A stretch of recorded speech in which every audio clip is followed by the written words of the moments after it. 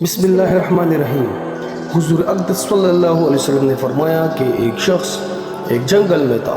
اس نے ایک بادل میں سے یہ آواز سنی کہ فلاں شخص کے باغ کو پانی دے۔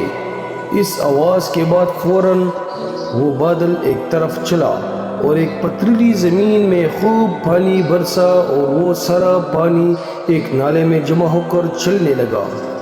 یہ شخص جس نے آواز سنی تھی اس پانی کے پیچھے چل دیا۔ وہ پانی ایک جگہ پہنچا جہاں ایک شخص کڑا ہوا بیلچہ سے اپنے باغ میں پانی پھیر رہا تھا۔ اس نے باغ والے سے پوچھا کہ تمہارا کیا نام ہے؟ انہوں نے وہی نام بتایا جو اس نے بادل سے سنا تھا۔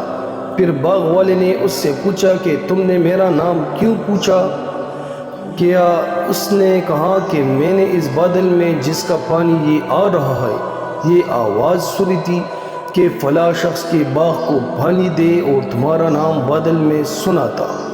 تم اس باغ میں کیا ایسا کام کرتے ہو جس کی وجہ سے بادل کو یہ حکم ہوا کہ اس کے باغ کو پانی دو؟